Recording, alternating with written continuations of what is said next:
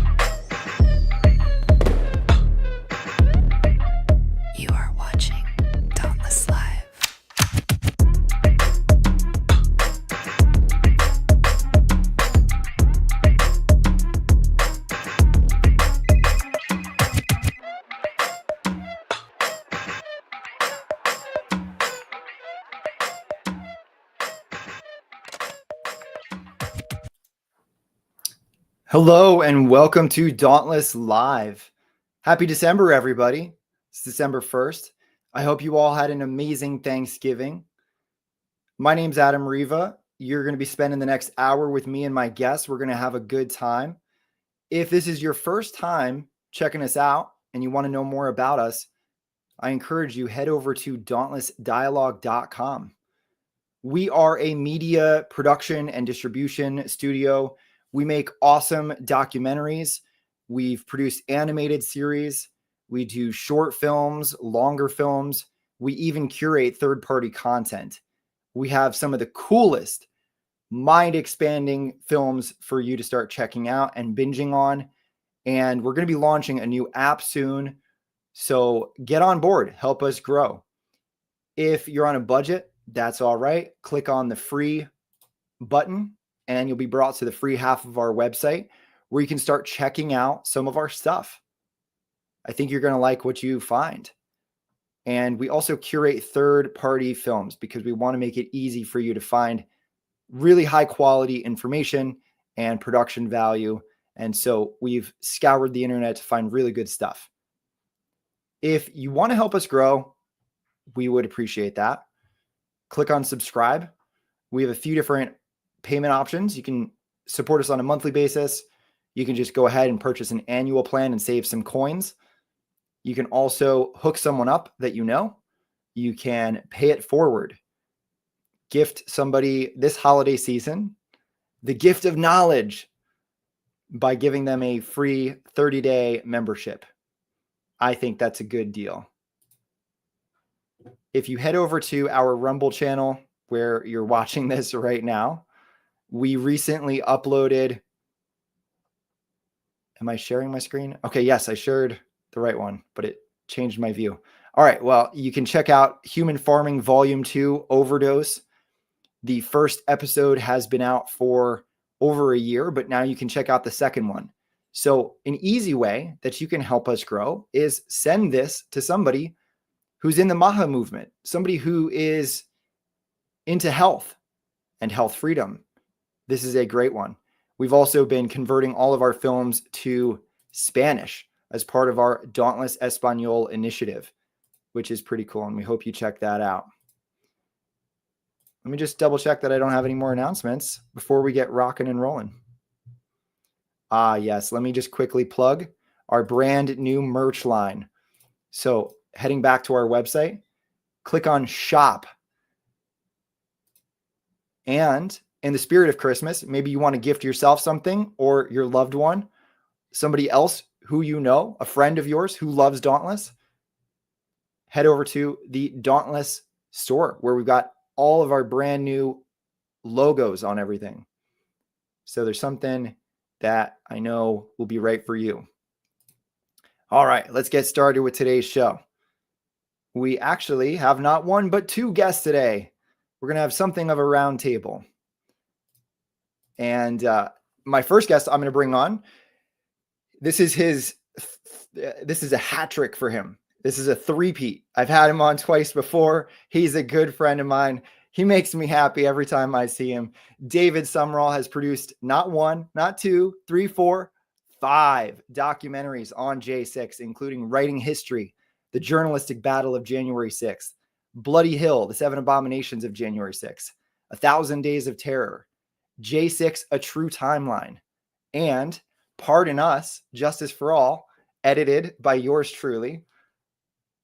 David Summerall, welcome to the party.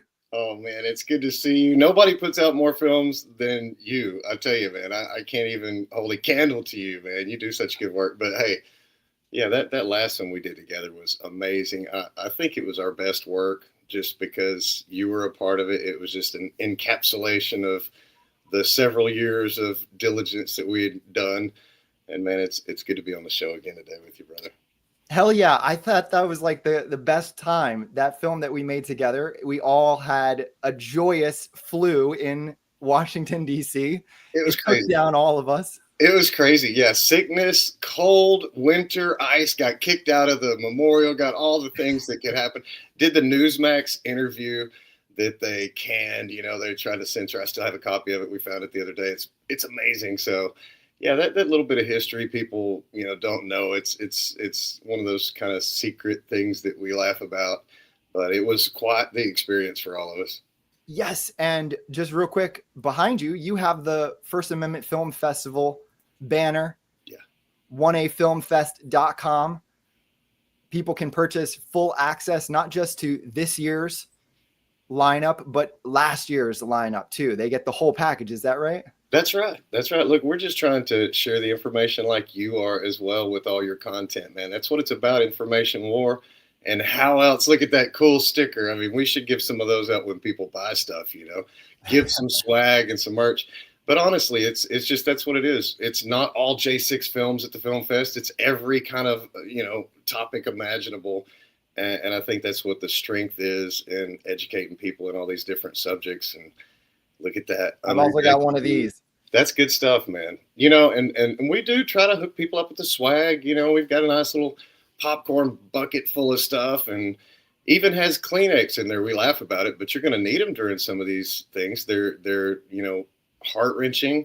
The information that we share is not known to everyone in the room. And a lot of times it brings that really hard-hitting emotional response. But what better to learn from and know how much that censorship and propaganda, ices over the realities that many people live with every day. So the work that you do, the work that we've done, it's all toward the same aim or goal, and that's to help save people from that and not repeat those mistakes. Go follow Adam, get his stuff. If you hadn't, go to 1afilmfest.com, get our stuff. If you hadn't, give him his Christmas gifts. $25, bro, for all these movies from 2 years. And it's not that we're selling the movies. It's the awards. It's the panel interviews. It's the discussions, the behind the scenes stuff.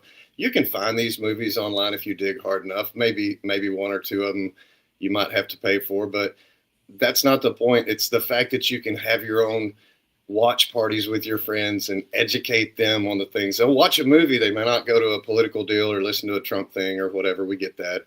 But they'll watch a movie, and if you can get them over for popcorn and say, hey, man, I want you to see this crazy film. We were talking about this topic the other day. I think it's going to blow your mind. They'll say, what else you have in there? Well, there's 20 more movies that we can watch, and then we'll go to Adams, and there's hundreds. So that's good stuff. It's a great deal. It's a great package, and it's a nice little gateway drug to get them pulled in. Right. And David, you've been in this fight longer than me. You've been beating up the KKK and all sorts of different groups, but we're going to have a great conversation. I'm going to now introduce my next guest, somebody who you've actually introduced me to. Sure. Kelly John Walker is an American statesman, senior writer, author, creative director, former advertising executive, and entrepreneur. He's founder of FreedomTalk and editor-in-chief for FreedomTalk magazine, and a consultant to a number of organizations, currently including the Epoch Times and Lindell TV. Kelly recently co-founded Parents Demanding Justice Alliance with Sam Sorbo. Kelly's work has been published in the Washington Times, Gateway Pundit, the Epoch Times, Andrew Magazine, Newsmax, Town Hall, Law Enforcement Today, and more. He's often asked to appear on programs such as The Eric Metaxas Show, Bannon's War Room, Real America's Voice, The Alex Newman Show, Conservative Daily. The list goes on, guys. You get the point. Pretty impressive. Welcome to the show. Kelly, how are you today? He's muted. Uh-oh. He's figuring out his audio. Okay, there we go. Much better. And that's inexcusable because I have StreamYard too. So, but great to be here, Adam and David. I almost thought you were talking about somebody else. These things kind of accumulate the more work you do. But just fresh back from visiting David and his family. We had a great Thanksgiving. Brought all the kids over, and glad to be here. I wasn't invited? Bro, you're always invited. You just live too far, man. It's one of those things. 17 hours is quite a haul just for a meal. Just give me advance notice. I'll be there. I'll start walking a month ahead of time. Next year. Let's do it. Awesome. Listen, guys, I think a good starting place for today's roundtable is on the subject of patriot persecution and lawfare, which you both know a little something about. David, you yourself, you just told me you had the FBI knocking, the third, fourth time recently?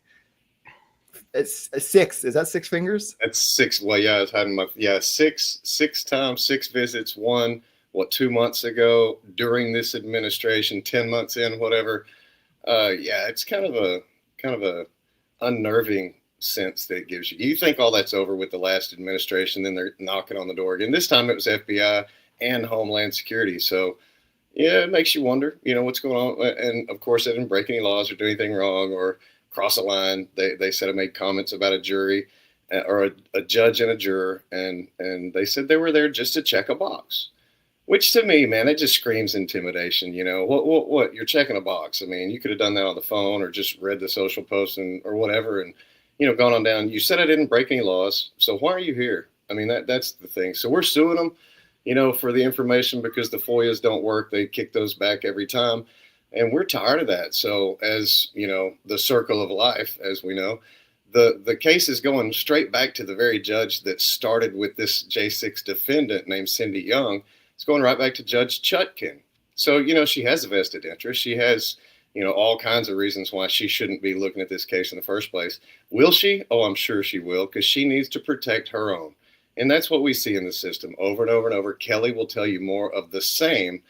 And what we're doing as we compare notes, Adam, as you know, it's the same bad guys in every situation. It's just different victims. And they're using the same lawfare, the same wordfare, and that's a new thing for people to understand, that they're just taking the very meanings of our words. It's almost like the old law versus the Black's law that uses different wording to protect the politicians or the judges or the courts instead of protecting the people and the Constitution and our God-given unalienable rights. So I see the fight for what it is, and a lot of people are stuck on the politics and the emotion of it. So it's good to have people like Kelly that, are a very accomplished writer. He's a scientist. I mean, he's the guy that knows things because he does the homework for them. And he worked with us several years ago, and just the way things are and being busy and making new relationships and, building your reputation in the field as a fighter. We went our separate ways and have come back together again, never too far, but we're able to team up now and do things together that I think are putting the kind of points on the board that we have a reputation for, that it's always forward moving. Just all the armor in the Bible is not on your back. And we just keep going forward. And like I said, for Kelly to be on here, his writing skills are amazing. He's already done great things with our marketing, with our, we couldn't make money for 4 years during J6, or you look like a grifter. All the money we made was to support J6ers and their families. And now we have these ministries and this importance of keeping this history and keeping this fight going. And unfortunately, the activism part, the glorified hobby of paying for it yourself and doing, I mean, everybody's been a victim of the DOJ, and they're all tapped. And we see that from Tina Peters down the row. So we understand what that lawfare does to people, is zap their bank account, zap their publicity, zap their social media, and then they're left, isolated. So by more of us teaming together like this, it just builds that strength, that unity, that, it's harder to take more of us down than it is to pick us off one by one. And I think that kingdom first over and above America first is really what people are kind of figuring out on their own, because they finally found out that none of the politicians work for them. We've said the uniparty, we've said rhinos, there were 5 rhinos for all these years. No, there was all but 5 rhinos, and everybody's been bad the whole time. They're just now figuring this out. So how do we move forward? That's the things that we're actively working on to secure our future for our posterity. And I think we're going, founding fathers on that. Kelly, I think you've had your run-in with the brown shorts too, yeah? Yeah, I have. It's funny, I've not even had a speeding ticket since probably I was a teenager, but in 2020, I was arrested for speaking at a Pima County Board of Supervisors meeting, just speaking. A year later, I was arrested again for speaking. And so when people talk about being targeted and harassed, I get it, and we're all still facing censorship. I just had Flowdesk completely delete my account while I was at David's, and I got a message back from them today, and they said, well, we're not going to give you an information why we canceled you. And I had just sent out a post for Emerald Robinson. I believe it's probably they didn't like her voice on there, so I sent them back a nice message. We'll see what happens. Not so nice message, but yeah, I mean, I was sentenced to 100 days in jail and $10,000 in fines. They got the $10,000, but they didn't get me because I just decided I'm not going to go to jail. I'm not going to appeal. I'm going to go to Washington, D.C. and get help for all of these parents. So Sam Sorbo and I co-founded. Let's see if I can do this here. Actually, I think you'll see it there. There's some images I put up there that you could put up. Go to the one with me and Sam Sorbo where it says parents targeted, if you don't mind.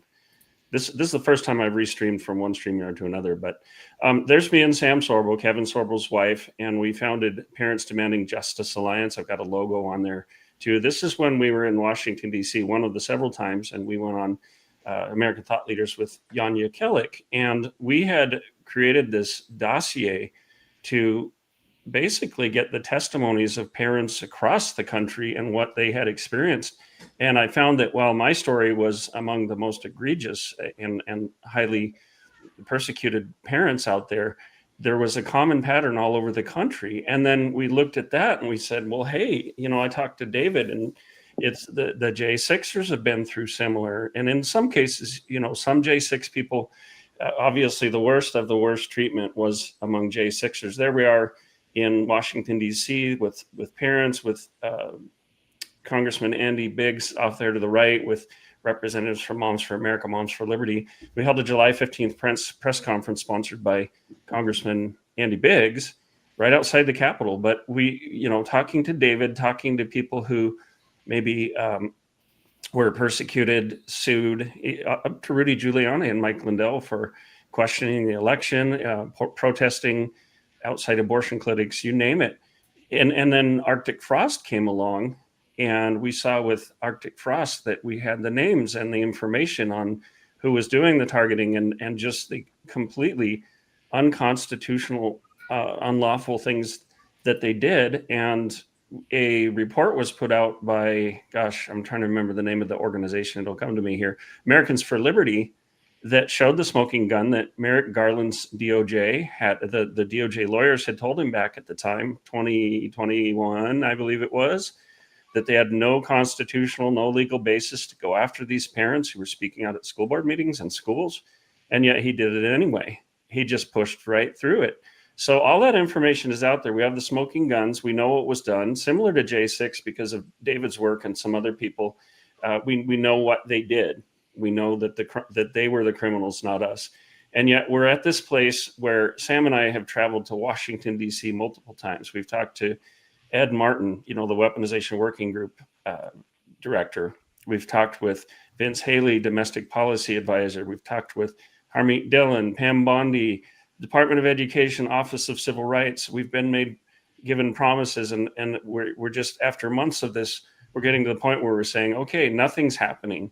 We're being placated. We're being told things that have not been done. For example, Pam Bondi was supposed to have a hearing on October 16th with some of the parents just to get that story. Well, she ended up canceling it. And then I was in the room at a Senate hearing when she stood up and had the gall to say in front of the Senate, yeah, the parenting issue, the targeting issue is over. It's been taken care of. Now, is that ignorance on her part, or is she trying to score an easy win? Because she hasn't rescheduled that hearing. Nothing's happened.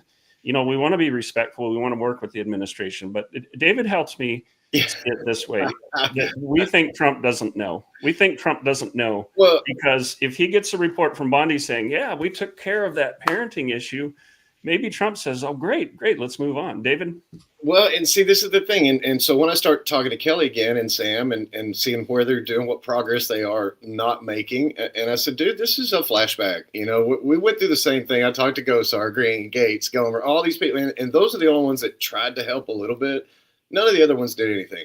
And when it comes down to it, Trump is the only person that got any J6ers out of harm's way.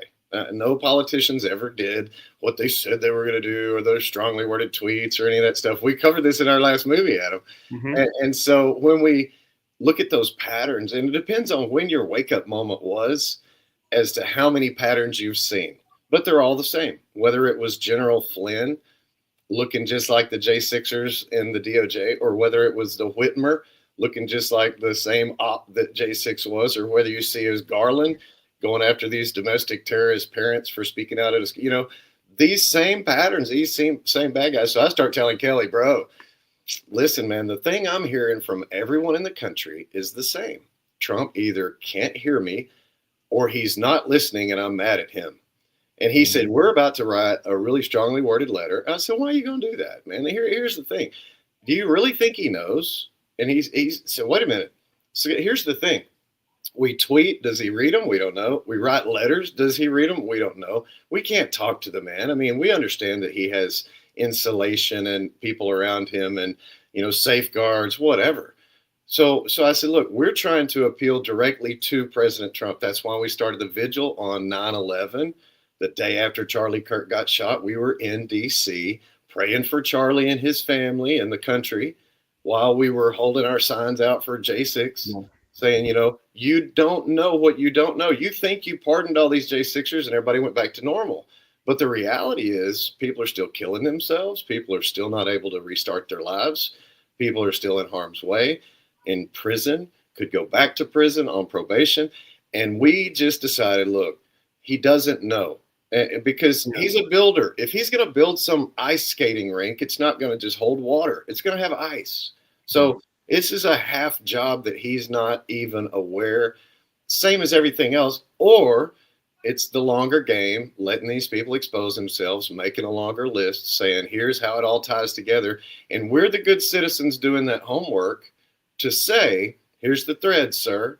So if we're ever going to communicate that with him directly, the media won't do it for us and the politicians won't do that for us. Yeah. So we've decided the best way to do it is to do it ourselves. Have the conversation with the president, make a council and say, hey, since these representatives don't, and since we're being ostracized from the whole process, you told us back in 2016 you were giving the power back to us.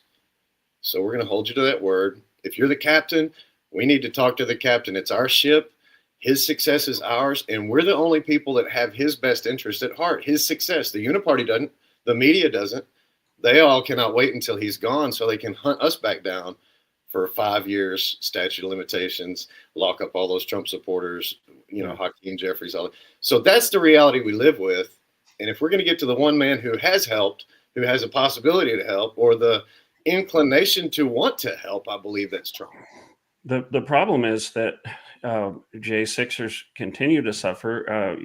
Felicia Conold, we fostered her little boy, Henry, for a couple months while she was in prison. She's still struggling. We have parents who are still, their jobs are being held on the line. They're being attacked. We've had 3 parents at the very least who've committed suicide out of hopelessness. And I write letters. I believe letters have a place, but it's sort of like David. This summer I went to Texas to visit my cousin when I was 12, and we were with these other kids, and this Texas boy said, "I'm fixing to hit you," and I thought, "Oh, that means you're thinking about her or something." And then wham, I figured out that fixing to means brace yourself.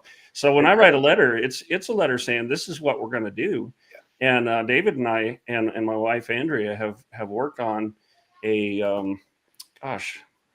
basically a people's tribune to meet with President Trump. And what is a tribune? Well, the Romans had the tribunus plebis. It was a group that was leaders that watched out for the well-being of the people and protected the people against tyrants. So we have a letter to accompany that. We have a charter. And we want this letter to go directly to President Trump because we want to sit down with him and say, look, this is, you might not know it, but this is what the people outside the Beltway are experiencing. We want to sit down respectfully, have a conversation. But the whole purpose of the People's Tribune back in Rome was that, just like we see today, the elites were getting special privileges. Oftentimes the people were overlooked. And so they said, look, we're going to put some people in place. We're going to demand this. Very similar to what the English did in 1215 with Magna Carta. Some of the leaders of the society sat the king down and said, hey, you're going to sign this or you're going to lose your head, right? We don't want to be violent or anything like that. But there comes a point when I believe it was either Samuel Adams or Thomas Jefferson said, when people get into office that are corrupt and privileged, we need experienced patriots to save the country. And so that's what we're saying. We're experienced patriots. We're people who've been in the fight. And we're just going saying, look, we have to talk to President Trump. Mm-hmm. And not just once. We want, as often as his schedule allows. And we demand that. It's not a question. Because here's the thing, like we said, if it's his best interest, I don't mean that like we want Trump to be the man and have the golden era. His success is our success. If he is not successful, America fails. And we are acutely and keenly aware of that. Yeah. Because we've suffered it and we've seen what's going to happen really fast if that pendulum swings the other way again, And I've seen firsthand that the fight's not over even in the courts or with the feds or with these judges or with the media, the activists. It's still full bore for them. And still trying to paint this and own the narrative that we're the bad guys and we want the violent stuff and all. And it's absolutely the opposite. Yeah, and the Samuel Adams quote is, if ever a time should come when vain and aspiring men shall possess the highest seats in government, our country will stand in need of its experienced patriots to prevent its ruin.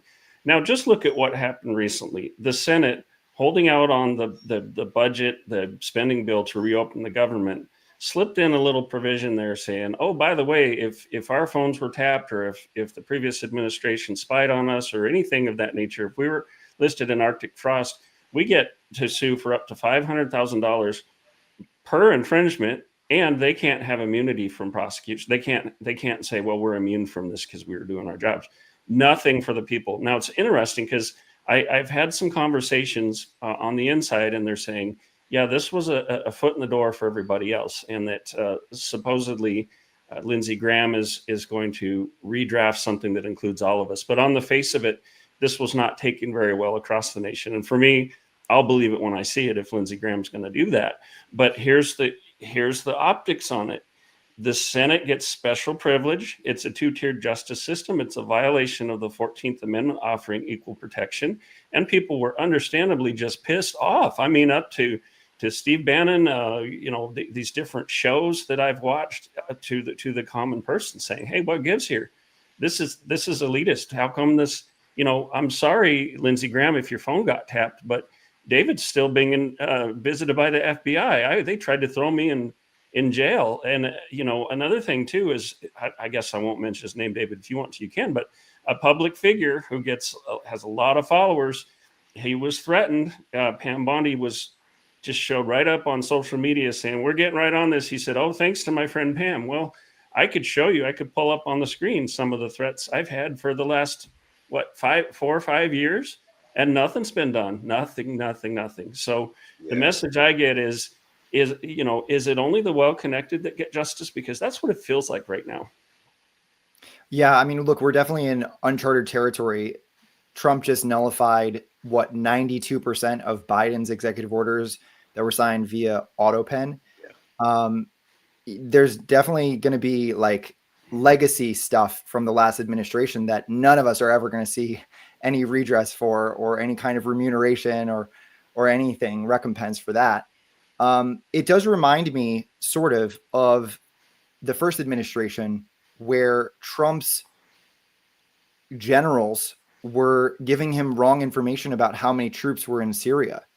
So there is an element of this, which is he's only as good as the information that reaches him. And how many are shielding him, keeping that information out, tearing up the letters that we write? We don't know, but I guess we got to shout louder. Well, let me say, John Rich was a great wake-up call for how to approach this when he put that video out that said, I got the call and I was talking to Trump and he said, Operation Warp Speed, why are these people booing me? And he said, this may be the very last time I ever speak to him, because he may be so mad that he never wants to, but I got to tell him, because this is, and he said, sir, Operation Warp Speed is not what you think. So now picture it like this. Your handlers are telling you, sir, go out on stage, stick with the bullet points, talk about the election, talk about warp speed. And he hears them say boo, and he comes backstage. Did they say boo? No, sir, you must have misunderstood the crowd. I think they were saying ooh. No, I think they said boo, They said, we'll do it again next time, and let's just test it again. Well, I don't know. So he goes back out and says, warp speed, and they boo. No, hey, listen, I know that was a boo. Yeah, they were saying, let's go Biden, right? And so he says, what's going on here, sir? I really don't know, because they're not being honest. They don't have his best interest at heart. We, the people, will be honest. We'll tell you, because it's our future. These politicians, look, they have their game. They have their future. It doesn't involve anything good for us. And we see that. And he's one of us, man. He's a J6er. He gets this more than anybody even understands. And I don't like all the 40, 50 chess talk, but I do like the art of war. And I do listen and I do pay attention. And I think he's got a lot more insight than people ever give him credit for. And I hope that this is as detrimental to the evil forces in this country as it has the potential to be. And we are here to help with that entire process from top to bottom and get this done. It's not a pretty job, but it has to be done if we're going to secure our future, because right now we're spiraling toward abyss, and it's not a good place for anyone. Spiritually, our families are being destroyed. Our economy is actually, I don't know. Is it better? Is it worse? I mean, like I always say, all Trump has to do is tell everybody, hey, we're going to start throwing out some $2,000 payments, and you don't have to take it if you don't like me. If you hate me, you don't have to take it. Everybody's like, well, we don't hate you. We just, we strongly dislike you a little bit, but hate's a big word. We'll still take the money. And then all of a sudden, all those problems are fixed, and people are saying, okay, I'm going to listen to this man because he is giving us money. And if all that stuff's true about him, why would he be giving us money? And if he is buying our vote and buying our attention, maybe there's a reason for that. And maybe if he's streaming this on C-SPAN in a loop for weeks and weeks and weeks, and putting the movies that you put out, Adam, and the films that I've done, and the real stories about where we are, he has the ability to use all these emergency broadcast things and make announcements. And I just pray that could be where we're headed. I'm not a Q guy. I don't keep up with it. I don't do any of that stuff. I'm not a huge conspiracy guy unless I thought of it. So, there's that. But I try to just be a student, and watch propaganda. And I've done this for 33 years, since the LA riots. And maybe I have a different insight of being able to identify those patterns and those words and the way that they do this. But it's disgusting to watch social media now. I don't even want to be on X anymore. I don't want to be around any of the, extreme left or extreme right, because that's what they've taken out the middle ground, and they're just trying to provoke violence so they can kick the UN in here and say, hey, take care of things so we can get back to, they're going to quadrant things off and put us in sections. And No, that's not pretty. We don't need that. That's what they want, is some kind of civil disturbance to really kick off so they can send in this peacekeeper force. We have to fight against the violent tendencies that are being stoked every single day. In Bloody Hill, we did a really good job of, I did, of losing it at the end of the film, just bawling. We don't want that. But I think about our kids, man. I'll start crying again. But that's the reality that we live in, that people just are so caught up in their hate and their politics. It's all been cloaked and wrapped like some kind of 1980s cut down. And they want to be in on that because that's popular. And it's just not anymore. Yeah. And one of my concerns is that we all want this administration to succeed. We want President Trump to succeed. We want Pam Bondi and Kash Patel and the others to do what we elected Trump to do and the Trump administration to do. But this has to start happening. And this is, by the way, part of an ad campaign I'm helping to create for Stop Hate, for David, for the American Gulag Chronicles. And the whole idea behind this is that these books, there's a third one out, a new one. A lot of people might not know that. But now there's a trilogy of books. And why is this important? People say, well, J6 already happened. They got pardoned, whatever. First of all, we know the pardon didn't do as much as we had hoped. There's still a lot that needs to be done for these people.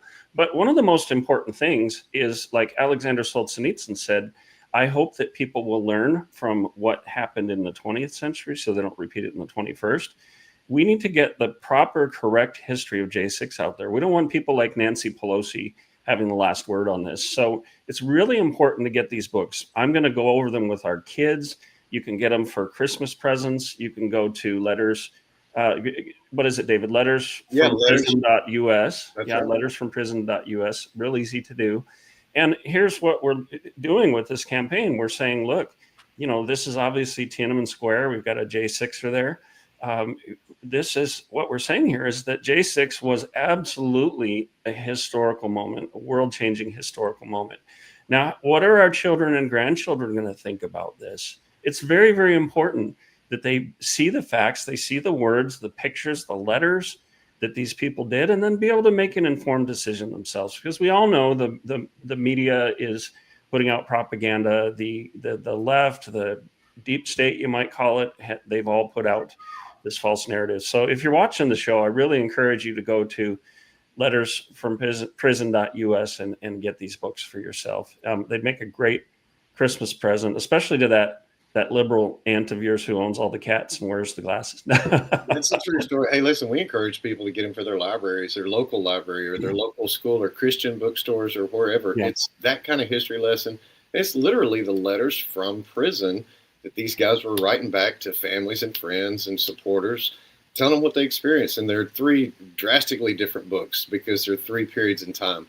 So it's a history lesson that Kelly so aptly worded, burying our history lays minefields for our children in the future. That's so spot on, because look, we're suffering from some of the same mistakes. And look, the artwork from these guys, really amazing. Some of the things that they were able to send out of those prison cells.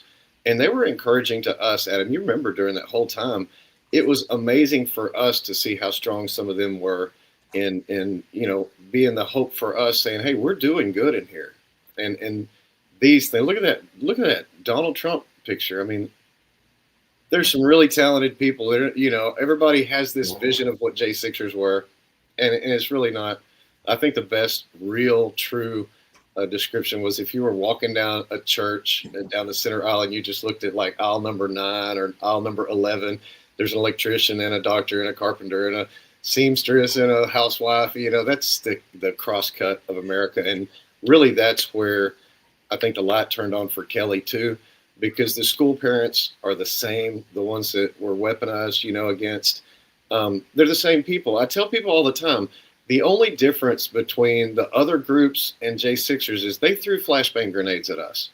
And you're going to get a different response when if they rolled one of those flashbangs into a school board meeting, you'd have seen a whole different side of people. You'd have seen the same things you saw at J6. And it's not to lessen anything, but the reality of J6 is that crowd was attacked by the police, and that truth has never been put to the light. people don't understand still, and you can't come halfway in a fight and decide who's at fault or who's to blame or why people did what they did unless you see how and why it started. And then it gives you a little button, and it's not to excuse anything that anyone did wrong on either side. But when you understand that level of setup, and then you see the same setups in wording coming from higher ups like Merrick Garland saying these school parents that are doing these things, those orders always come from somewhere. And it's not the people that work for us. It's not the people that represent us. Those people don't even help us against the bad people putting out the orders. It's time for us to really get organized amongst ourselves and in touch with our commander in chief as a group. And that's not just for conservatives. I want to be clear.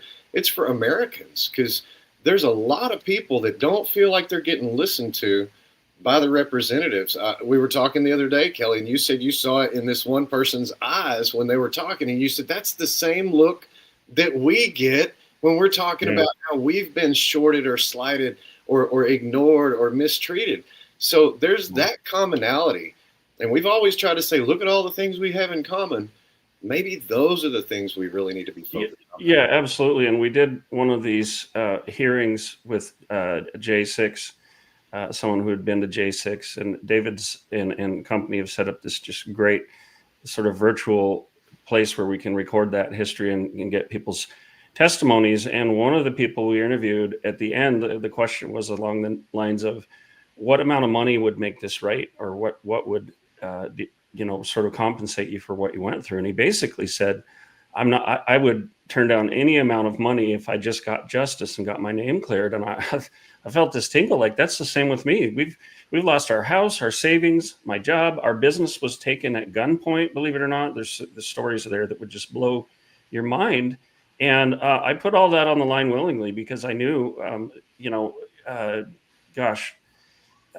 there's that saying, my price is my life, James O'Keefe says. And I say, my life is my sacrifice, because some of us did that willingly, walked into it willingly, knowing that we'd be targeted. But, we didn't choose to focus on a lawsuit. We walked away from a potential $2 million settlement because it came with a gag order. And my wife and I said, we're going to fight. We got to fight for our country, because we've seen for years now what's happening. And this is where I agree with General Flynn. He said the president needs to address the fact that we're in a color revolution, that the communists are trying to take over. And this is exactly what the communists do. They dehumanize the opposition so that they can justify putting you in jail, taking everything you have, because you're little more than an animal. And it's like this thing that's going around now. They're not trying to kill me because I'm a Nazi. They call me a Nazi so that they can justify trying to kill me. It's something along those lines. So we have to fight back. Unfortunately, Adam, people think, well, Trump's in, it's the golden age, we're so back, everything's taken care of. That's not the case. Trump is fighting, but there are still people in the administration. I could name names, so could David. There are people in the administration that aren't our friends. They're trying to throw a wrench in things, that do not want to see the American people receive justice. There are holdovers from the Biden era. There are people posing as Republicans who aren't Republicans. And really, honestly, Adam, if you want to put up that second screenshot there with the letterhead, I want to show you that. The next one after that. So this is a letter that David and Andrea and I worked on, and Joe Hoft, Alex Newman, and others looked at it and are completely in support of it. This is just the top part of it, but I also made it into a survey where you can sign this letter. So we're going to be releasing that soon, but it's a respectful letter to President Trump, asking him to meet with us. And we've chosen some people to start this, sort of people who are involved, but we want an audience with the president, because frankly, the government isn't representing us right now.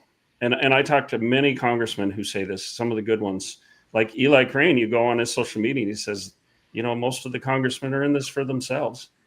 And clearly we're at a point where, 250 years ago, the patriots, some of the people were trying to go through the British court system, trying to appeal to them, trying to play nice with the king and everything. And it came to a point where they just said, no, we're going to have to take our natural rights into our own hands. And we're kind of at that point. Fortunately, we have a president who we think is going to listen to us, but we're going to have a revolution back to the first principle. Things have gotten so out of hand that I would argue that things are worse for a lot of American people than they were for the colonists under the British. And so that letter, I think I'm going to put that out soon. I think Gateway Pundit and some others will publish it, possibly the Epic Times. You'll be able to read that, and you'll be able to click a button at the bottom and sign on and say, yeah, I agree with this. So it's not violent protest. It's not no violence. It's simply saying we demand to sit down and talk because we have inalienable natural rights. David, you look like you're. I mean, I'm dying to say something. I'm just dying. I want to explode. Y'all ready? Pow. No, anyway, David Shestoki's a good friend of mine, constitutional guy, man, smart, scholarly guy. He put out, and I was telling Kelly about it this weekend, a revolution without bloodshed. And I thought, that's a novel idea. We should try that first. We really should. And here's the kind of thing I'm trying to get, not as a joke even, but we've lost grace. Man, that's a hard spot to be in, especially when you're the victor and you don't know how to act. Yeah. So hopefully there's enough good people that won't sit and just try to rub it in. Look, if the horrible things happen to people that should happen to people for what they've done, the crimes they've committed, have very stiff penalties. We've talked about, I've had the FBI at my house for talking about those penalties. Yeah, you can do that. But the reality is we shouldn't be happy about that. We should be glad that justice and be glad for protection. But, I hope these people have an opportunity to, make things right before they have to pay these penalties. But we didn't write the laws and we didn't make those penalties up. It's nothing new. It's old words. We're just quoting them. And it makes the bad people nervous because they know what they've done. And that's the seriousness of it. Now, will there be accountability is the question, because that's what everybody wants. But is it so you'll have justice or a victory parade and rub it in? See, because it's been this weird battle on social media and in our schools and in our churches and the whole division. And as we talked about again, Kelly, everything's been politicized so they can divide the country down the middle. Used to it was race or religion. They used hate crimes for a long time, but it just wasn't enough to get the kind of control that they wanted. But politics, man, if you can politicize everything, you can split the country down the middle and make them war. And that's what they've tried to do. So we've got to be smarter, better, stronger, more patient, more kind, more forgiving. That doesn't sound like the kind of war that people want to fight, but I think it's worth a shot. Yeah, absolutely, David. And I want to read a little bit of this letter, because this letter is predicated on a statement that President Trump made. He said, "Today, we are not merely transferring power from one administration to another or from one party to another, but we are transferring power from Washington, D.C. and giving it back to you, the American people." January 20th, 2017 will be remembered as the day that people became the rulers of this nation again. So we're saying, Mr. President, your mandates to restore the American people are being mishandled, and your own executive orders are being disregarded. It is abundantly clear that the government no longer represents the best interests of the people, as enumerated in the Constitution. The sacred principle of rule of law has degraded into abusive rule by law, and the term lawfare is ubiquitous, a condition that led the people of England to force King John to sign Magna Carta in 1215. And as James Madison wrote, the people are the only legitimate fountain of power. So we're not going in and saying, hey, we want a revolution, we want to overturn the government. However, the Declaration does say that at times that people have a right to alter or abolish the government. We don't necessarily want to abolish it, but we want it cut way back, and we want to alter it so that the people are actually being served. Get the criminals out would be a nice start, right? Yeah, that too. Maybe it'll run just fine after that. We'll find out, but we have to do something, get those criminals out, hold them accountable, and set those kind of markers. Unfortunately, there have to be examples for history so people can look back and say, look, you can't, it used to be don't mess with Texas. Now it's going to be don't mess with the United States of America, because it's bad. Look, they're trying to take something so good and pure, and hey, it's not perfect by any means, but it's the best thing in the country, or not everybody would want to come here. So let's, not take it for granted in that respect, and fight for what America really is supposed to mean, and not get so distracted and divided. Yeah. And I've seen entire hallways of criminals with door after door of offices, like in Cannon Hall there in Washington, D.C. Oh, yeah. All the other halls. I'm not kidding. What a big fence around that place. A lot of people in office are deeply, I went in 2023 I spent a total combined of about 3 weeks in Washington, D.C., working on a cause, visited probably 50 congressional offices. And I can't tell you how many of them got us in the back room and in a very low voice said, we're in big trouble. Yeah. I can tell you who sold out to the Chinese Communist Party. Sure. And there is so much sell out there, so many people who are lining their pockets, who are selling out the country. We really need to get to the bottom of that. But your average American citizen loves their country. They want justice. They mainly want to be left alone. But if you don't leave those people alone, there are some of them like me and David and others that are going to stand up and rise up and say, that's enough. We've had it. You're trampling on us. It goes back to the Gadsden flag. Do not tread on me. I've got a snake right over here. Yeah. I've got one back here. Oh, nice. Wow. There you go.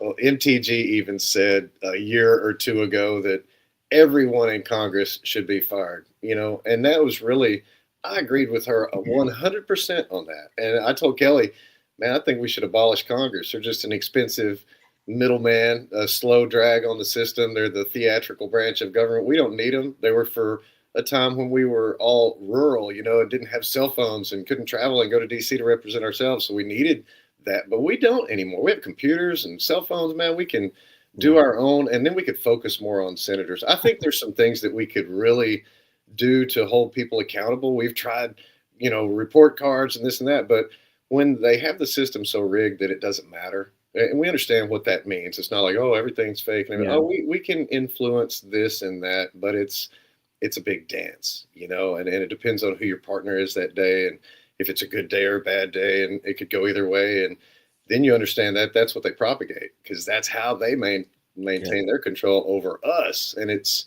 so blatantly obvious to three of us and everybody watching your show, I'm sure. But, it's sad to see roomfuls of people, concert halls with famous entertainers saying, get up there and say stupid things, F ICE, and the whole crowd goes, but you think that whole crowd, if that whole crowd went away, it would make America a better place. That's a sad thought, but. Yeah. So, sorry, didn't mean to cut you off, David. I can wait. No, Adam's been wanting to say something for 10 minutes. Adam, go ahead. It's nice listening for a change and sitting back. I do have a few thoughts, though. They've hopped us up on pharmaceuticals and fast food for the past few decades and Marxist rhetoric in the schools to the point now where we're such a steerable population. Yeah. I often think about the bots that are on social media. There are some people who say 50%, but that includes all types of bots, which are not necessarily engaging on social media. There's different types of web crawlers, etc. But the more realistic estimates are around 20% of those bots are engaging with human beings on social media. Somebody that you're probably bickering with on X right now is not even real. And a lot of them, yes, they're just there to boost engagement and manipulate numbers. But now they're integrating with AI and they're actually having more sophisticated conversations to the point where you just don't know anymore. Yeah. And the same powers that be that were trying to, all the various interests that were trying to get their hands into Wikipedia to manipulate history and science and all manner of different topics to write history. Well, now they're trying to do the same thing with these AI chatbots, ChatGPT, Grok, et cetera. And so it is very interesting times. I always exercise caution and, discernment. I want to also just quickly shoehorn this in. Two quick shameless plugs. You guys brought up color revolutions, and in the Crucible of Donald Trump, I present, 12 different attack vectors on Trump and the Republic. And one of those chapters is the proverbial color revolution that we've been in at least a decade or more. It's been brewing. It's been coming to a head. And I have it set to this sort of neoclassical operatic music, which is very haunting, seeing, I think, the juxtaposition. And then also in Time of Deceit, this one is coming up on, I think, it's 3.2 million on the primary, but it's probably over 4 million total. And we have a scene towards the end. It might be one of the most like triggering scenes that I've put into one of my films, and it goes into the school board meetings. Yeah.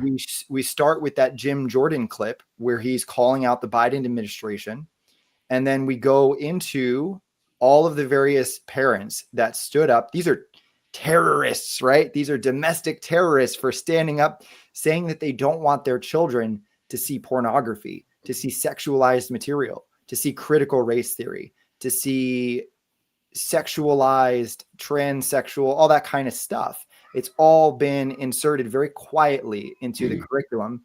And Kelly, it's just really nice to hear that you've formed these alliances with groups like Moms for Liberty, and that you do have, it seems like you've really represented the parental demographic, which really, that's like the mama bears. And that's like the dads who, are sick of this. Parents are some of the most irate right now. Would you agree? Oh, absolutely. And, in that picture of the press conference at the Capitol building, there was a dad there lacking hair. Like, nothing wrong with that, David. Bald is beautiful. But he went home from that press conference where he literally testified to his government about persecution, and he received pushback on that. They redoubled the persecution. He's a business lawyer. They're trying to get him disbarred. They're threatening his children, all of that. And this is why, and we have even new parents coming up and saying, hey, they're doing like the police are following me. This is still going on. And that's why when Pam Bondi got up and said this is taken care of, I beg to differ. Hey, real quick, Adam, could you put up that November 2nd slide that I have there? And I think you can scroll through it, because we were talking about, it's a PDF. I think you can scroll through it. One? Yeah. So this is the latest issue of Freedom Talk magazine, and Stop Hate David's a part of that. We're helping to get the J6 message out. And this issue, love all of the images that you've shown. They're great. Oh, great. Thank you. Well, hey, go to realfreedomtalk.com and go to the Freedom Talk magazine page. You can sign up for free. We also have a new paid version, which is like a premium version for $5 a month. And it's really cool because we're getting a bunch of books from a lot of people, autographed books, and we're going to start giving those out to paid members. But we were just talking about communism. Here it is. And you can access all these issues right on realfreedomtalk.com. You can listen to each issue. If if you're on the go, you can subscribe for free. But if you want to just kind of go through that, there's the website. See that there's like gosh, I don't know, we're on maybe our 20th issue or something like that. You can see the 1A Film Fest there, and the American Gulag Chronicles.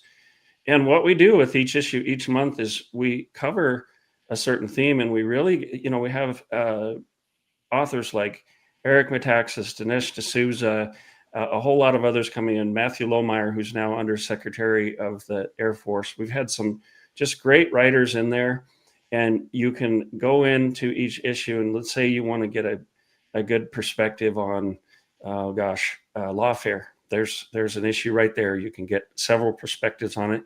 You can click through to shows. You can it's like a miniature correspondence course in a way. You can learn about these different topics. So if you want to go back to that PDF real quick, we can flip through the pages of this issue. I think I can do that, or maybe, here we go. So this is the editorial, Christ's Privilege. It's a play on white privilege, and it's about how these woke ideologies have worked their way into American churches. And then it has some great quotes in it. You can link to the 1776 report. There's something you saw there, the Gulag based on the Gulag Archipelago, but I changed it to the American Gulag. What are the parallels we see in history? Like, in keeping silent about evil and burying it so deep within us that no sign of it appears on the surface, we are implanting it, thereby ripping the foundations of justice from beneath new generations. So again, if we don't give children the real story, we're ripping justice, and they're likely to experience it again. We have a piece on the Nigerian Christians. Sam Sorbo usually puts an education piece in. Just some fantastic articles. How Pope John Paul II really helped to bring down communism in the fall of the Berlin Wall. Just intensely interesting stuff. And then we have, you can link to videos. We have sponsors who support us, and we donate a portion of every issue to election integrity and parental rights. So you're getting a lot here, and I hope you'll check it out at realfreedomtalk.com. Wow. New movies Love coming out it. by the Sorbos. So It's awesome what you guys are doing. It's Herculean. yeah, and I'm just so thrilled that we're working with Stop Hate, with 1A Film Fest, with the Gulag Chronicles, because that's just such a great fit for the message that we have. In fact, David, this is amazing. So the January issue, of course, is going to be on J6. It's going to be the 5th anniversary of J6. We're going to do that month. And guess what? Guess when these books, the new Gulag Chronicle book is available. David, you let that one out. I think it's around that same time, isn't it? It's like yeah. Well, Tim said that Amazon is making it available on January 1st, 2026, completely by fluke. So it's just a crazy, kind of like our film being an hour and 6 minutes long, or when the release dates, like it goes back to the way that God ties all this together, guys. This is the way I look at it, is to pay attention and say, even the first documentary we did, Writing History, RIGHTING, the journalistic battle of January 6th rages on. I mean, we're still going through that. It's a journalistic battle. Whoever holds the information, whoever can convince the public. It's the 3 M's, music, media, movies, that try to influence people, try to tell them how to live their lives, try to tell them what's popular or not.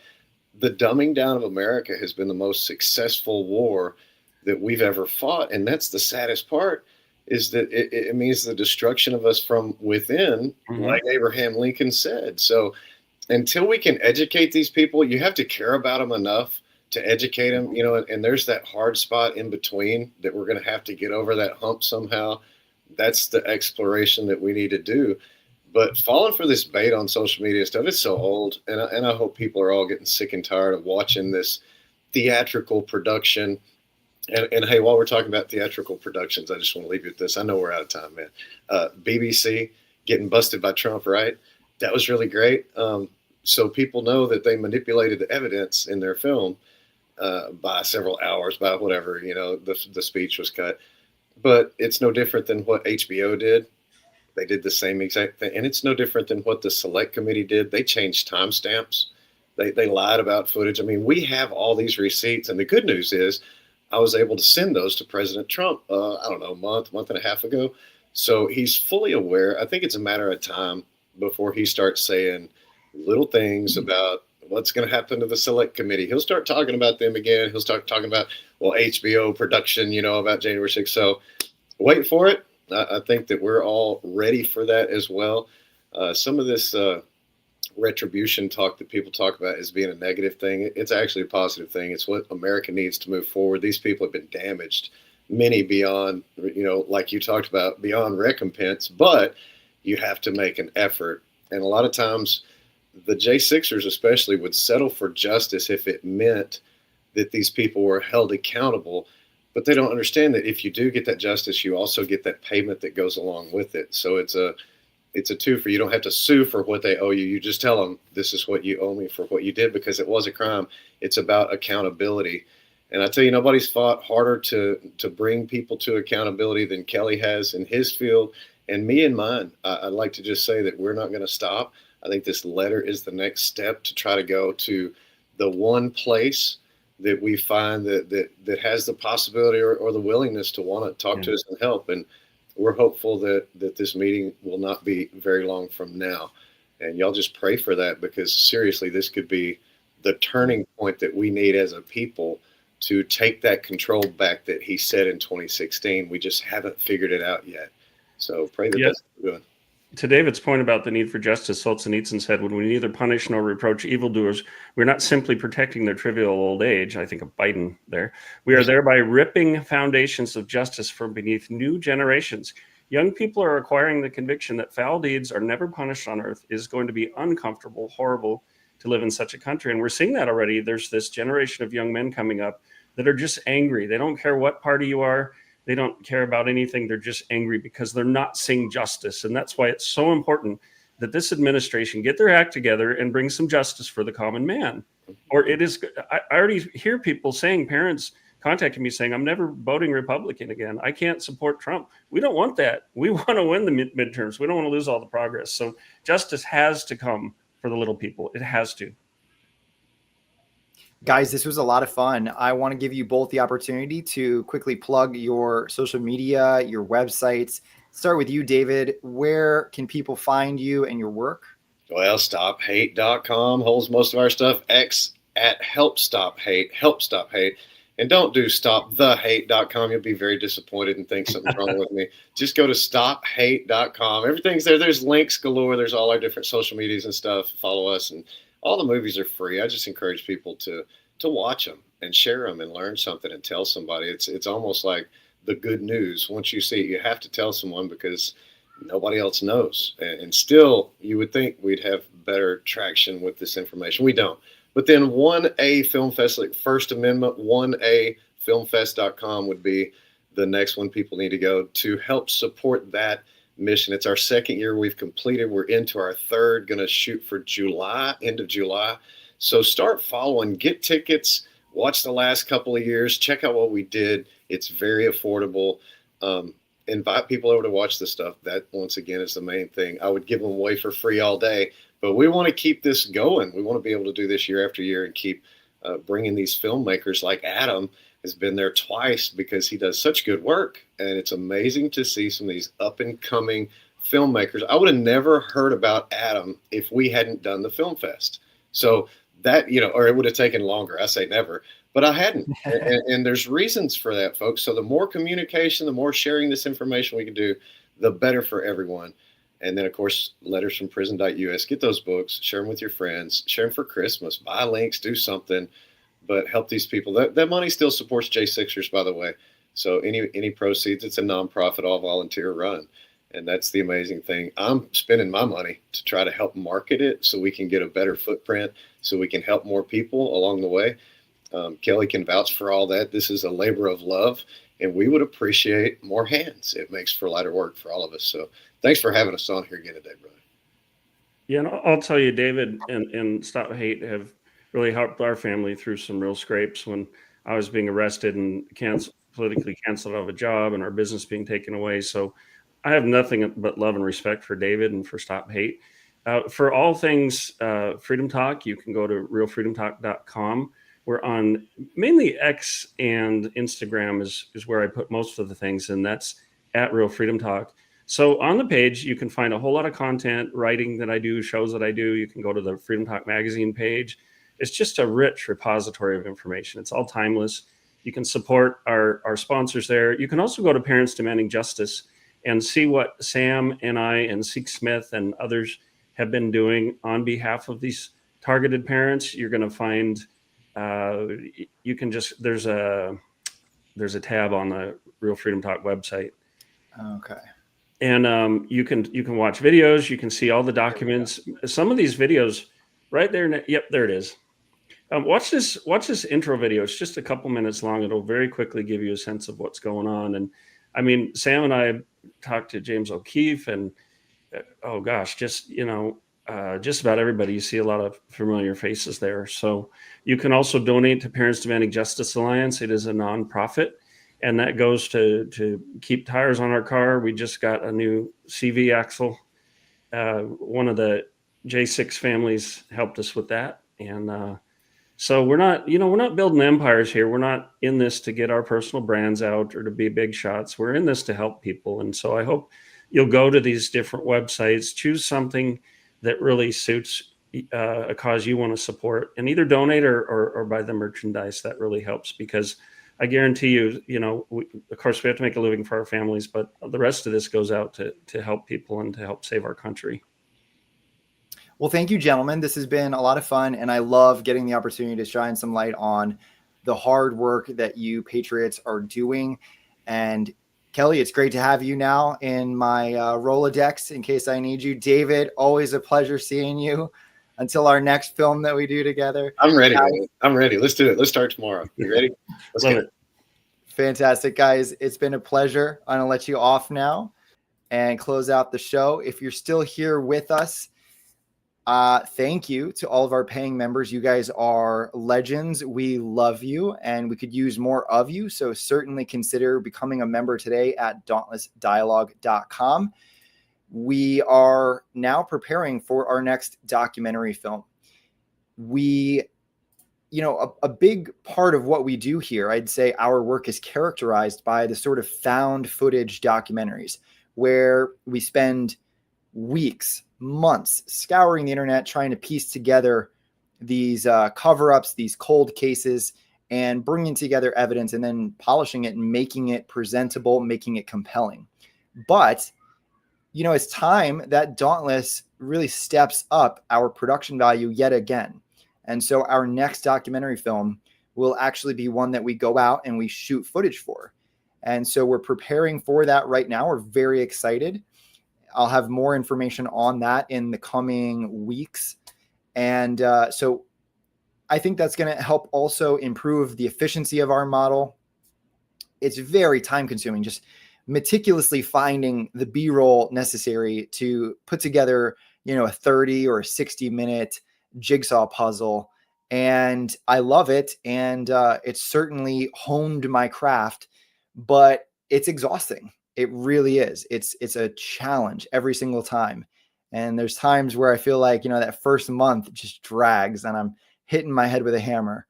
So to increase our output and to raise the bar of our production value, we're going to be shooting our next documentary film.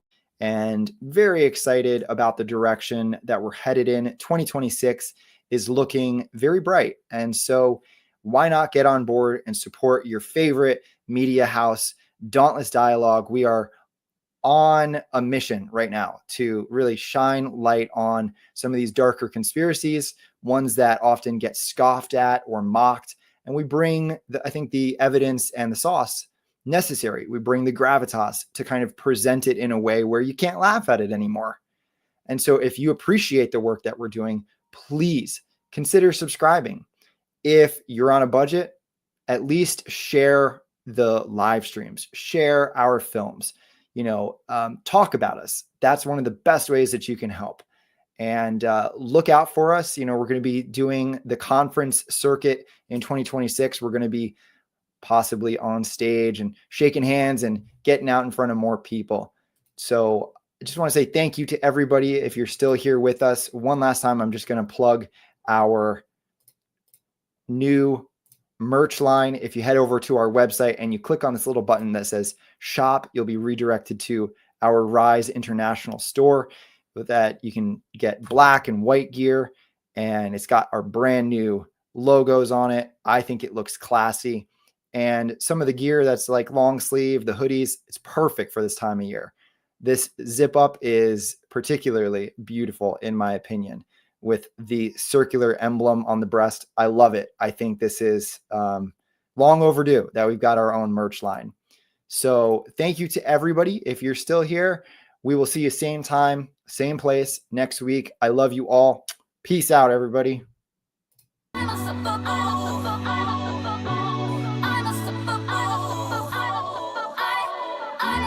a